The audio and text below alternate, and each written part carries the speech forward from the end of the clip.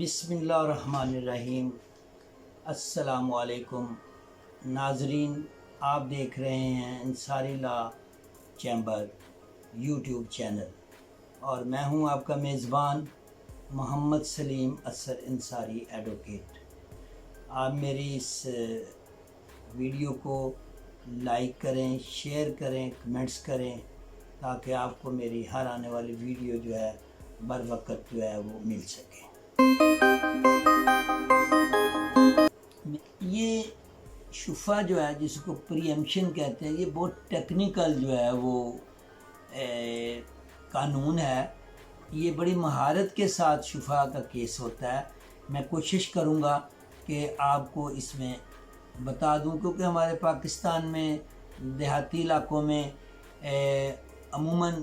جو ہے جائیداد زمینیں زرعی بکتی رہتی ہیں، اور ہمارے جو بھائی ہیں وہاں موجود، ان کے لیے یہ نالج زیادہ جو ہے فروٹفل ہے کہ ان کو علم ہو کہ شفا کیا ہوتا ہے، ہم کیا کر سکتے ہیں، کیا نہیں کر سکتے۔ تو اس کے لیے جو شخص شفا کرنا چاہتا ہے، اس کے لیے ضروری ہے کہ وہ 3 چیزیں وہ پوری کرے۔ یہ قانون میں رکھ دی گئی ہے۔ نمبر 1، پہلی ہم اس کو کہتے ہیں طلب مواسبت۔ در حقیقت طلب مواسبت ایک پری پلانڈ کہانی ہے، سٹوری ہے، جس میں جو شفا کرنے والا ہے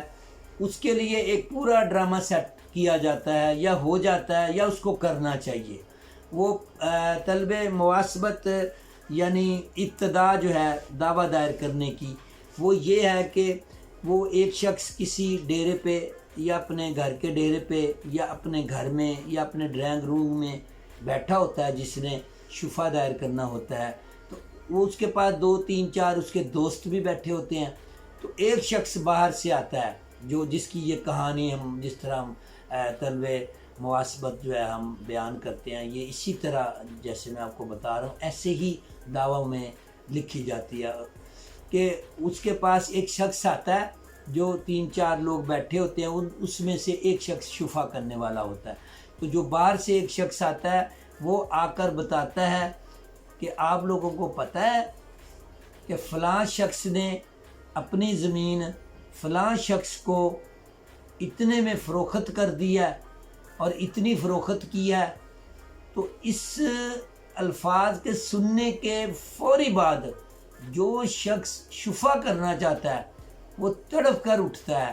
اگر وہ کھانا کھا رہا ہوتا ہے تو لقمہ نہیں وہ منہ میں ڈالنا چاہیے اس کو۔ اگر وہ کسی اور سے بات کر رہا ہے تو اس کو وہ بات روک دینی چاہیے، اور اس کو یک لخت یہ بات کہنی چاہیے، یہ زمین تو میں نے خریدنی تھی، میرا حق فائق تھا، مجھے ضرورت بھی تھی، میں نے اس کو کہا تھا کہ وہ مجھے فروخت کرے، اب اس نے دوسرے شخص کو فروخت کر دیا، لہٰذا میں شفا کروں گا، اور میرا حق فائق ہے، اور مجھے ضرورت بھی ہے۔ یہ الفاظ اس کو اتنی شدت سے کہنے چاہیے اور کہلائے جاتے ہیں تاکہ اس کی پہلی طلب جو ہے وہ پوری ہو سکے۔ اگر وہ اس کے جذبات اس طرح سے ہے کہ شخص نے جب آ کے شخص نے بتلایا کہ فلاں آدمی نے یعنی رحیم نے اپنی زمین کریم کو بخش دیا،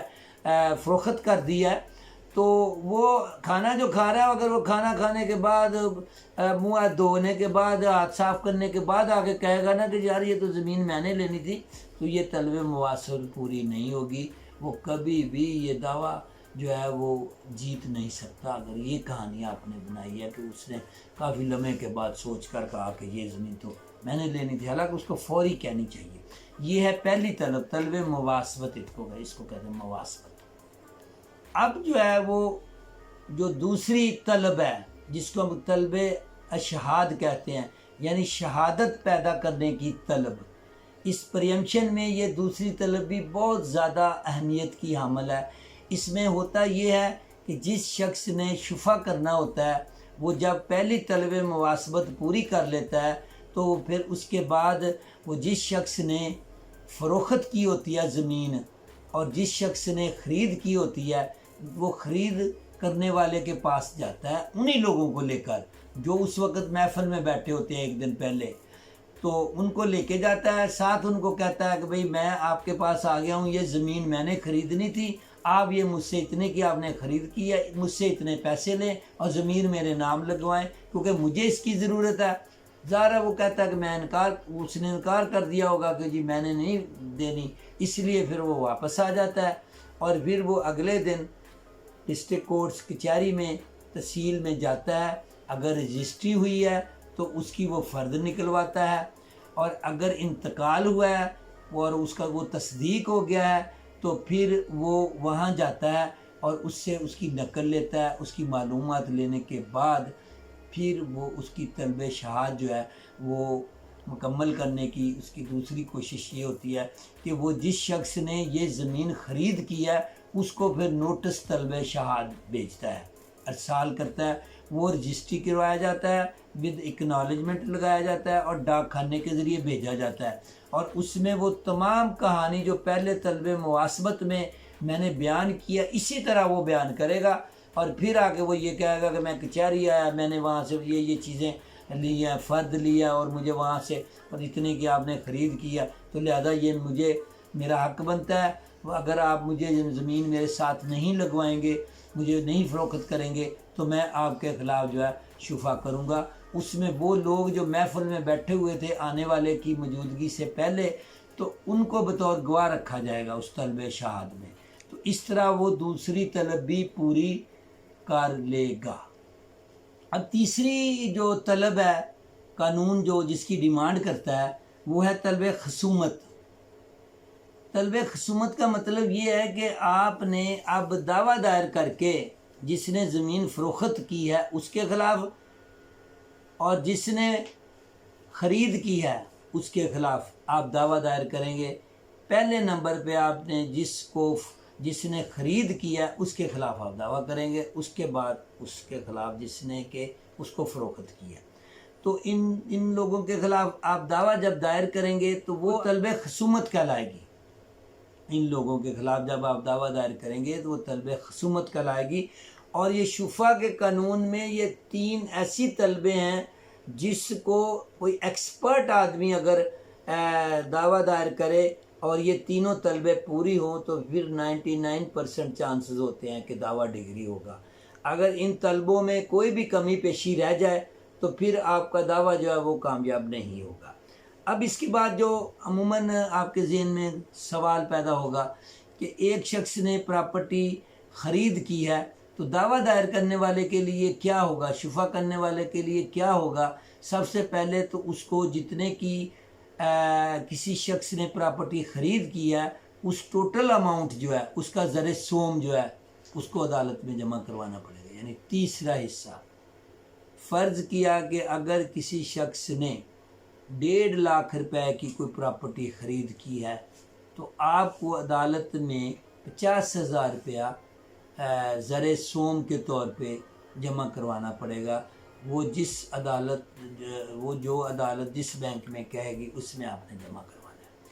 اس کے علاوہ آپ کے دعوے کی مالیت، فرض کیا ایک شخص نے یہ پراپرٹی 1 کروڑ کی خرید کیا یا 10 لاکھ کی خرید کیا تو 2 لاکھ تک آپ کی کورٹ فیس اس پہ علیحدہ لگے گی، وہ 15,000 روپے کورٹ فیس ہوگی، 7.5% کے لحاظ سے 2 لاکھ تک یہ بڑھتی جائے گی۔ اس کے بعد جتنی مالیت کا بھی دعویٰ ہوگا آپ کو 15,000 روپے کورٹ فیس لگانا پڑے گی۔ اس طرح آپ کا دعویٰ جو ہے وہ دائر ہوگا۔ اب اس میں 2 مین پوائنٹ ہے جو آپ کے ٹیکنیکل ہیں۔ نمبر 1 طلب شہادت جو ہے دوسرے نمبر پر جس کا میں نے ذکر کیا، جب آپ کے علم میں یہ بات آ جائے کہ فلاں شخص نے اپنی پراپرٹی فلاں شخص کو اتنے میں فروخت کر دیا، تو یہ بات جب آپ محفل میں بیٹھے تھے پہلی طلب میں طلب مواسبت میں، تو اس وقت آپ کے یہ علم میں یہ بات آ گئی تھی، تو آپ جب بات آپ کے علم میں آ جائے کہ سیل ہو گئی ہے، چیز فروخت ہو گئی ہے، تو اس تاریخ سے لے کے آپ کے علم کی تاریخ سے لے کے 15 دن کے اندر یعنی 2 ویکس کے اندر آپ نے طلب شہادت کا نوٹس، طلب مواسبت کے بعد آپ نے جو طلب شہادت کا نوٹس دینا ہے جس نے خرید کی ہے، وہ 15 دن کے اندر آپ نے نوٹس طلب شہادت دینا ہے۔ اگر 15 دن سے زائد دن کا آپ نے نوٹس بھیجا ہے یعنی 16ویں دن یا 17ویں دن بھیجا ہے تو وہ آپ کی طلب شہادت پوری نہیں ہوئی، آپ دعویٰ دائر کریں گے تو وہ ناک آؤٹ ہو جائیں گے، آپ کا دعویٰ فیل ہو جائے گا، اس لیے آپ کو ود ان 15 ڈیز طلب شہادت کا نوٹس بھیجنا چاہیے۔ دوسری بات، آپ کو یہ دعویٰ کی مدت کتنی ہے، کتنی مدت میں آپ یہ شفا کا دعویٰ دائر کر سکتے ہیں؟ اس کے لیے قانون میں 120 دن ہے، اور وہ 120 دن شروع ہوں گے جب آپ کی رجسٹری ہو جائے یا آپ کا انتقال تصدیق ہو جائے۔ ایک بات میں آپ کو ایک بات بتا دوں، بعض اوقات ہمارے جو نئے وکلا ہیں ان کے لیے یہ مسئلہ بعض اوقات ہو جاتا ہے۔ دیکھیں، انتقال درج کرنا اور تصدیق کرنا یہ دو ڈیفرنٹ سچویشن ہے۔ انتقال پہلے پٹواری درج کرتا ہے، درج کرنے کے بعد اس کو روزنامہ واقعاتی میں بھی لکھ دیتا ہے کہ آج میرے پاس فلاں فلاں لوگ آئے اور فلاں فلاں لوگوں نے یہ زمین فروخت کر دی۔ اس کے بعد پھر وہ اس کی تصدیق کرواتا ہے، انتقال کی تصدیق کرواتا ہے، وہ کسی اور ڈیٹ میں کرواتا ہے۔ وہ پٹواری تحصیلدار کا وزٹ جب ہوتا ہے نا، مقامی وہ جو زمین فروخت ہوئی وہاں پہ وہ دکھاتے ہیں کہ یہاں پہ اس نے وزٹ کیا ہے تحصیلدار صاحب نے، تو تحصیلدار وہاں جاتا ہے تو اس کے بعد پٹواری پھر وہاں ایک روزنامہ لکھتا ہے اور انتقال کی تصدیق کرتا ہے کہ یہ فلاں فلاں لوگوں کی موجودگی میں جلسہ عام میں انہوں نے کہا کہ ہم نے بیچی ہے، اس نے کہا ہم نے فروخت کیا، تب تحصیلدار نے اس کے انتقال کی تصدیق پر دستخط کیا۔ جس روز انتقال تصدیق ہوگا آپ کی جو شفا کی لمٹ جو ہے وہاں سے شروع ہوگی اور 120 دن کے بعد ختم ہو جائے گی۔ تو آپ نے 120 دن کے اندر اندر کیس دائر کرنا ہے، اور طلب شہادت آپ کے علم کے 15 دن کے اندر اندر آپ نے اس کا نوٹس دینا ہے۔ ناظرین، میں نے شفا پہ 2 ویڈیو بنائی ہیں، اور میری پہلی ویڈیو جو ہے وہ تعارف پہ تھی، اور اب جو میری دوسری ویڈیو ہے وہ میں نے طلبوں کے بارے میں آپ کو بتائی ہیں کہ بتایا ہے کہ طلبیں جو ہیں وہ کیا ہوتی ہیں۔ اس طرح یہ میری ویڈیو 2 حصوں پر مشتمل ہے، تو مجھے امید ہے کہ آپ اس کو غور سے سنیں گے، دیکھیں گے، تاکہ آپ کے علم میں اضافہ ہو، اور یہ نئے آنے والے وکلا کے لیے، اسٹوڈنٹ وکلا کے لیے یہ ایک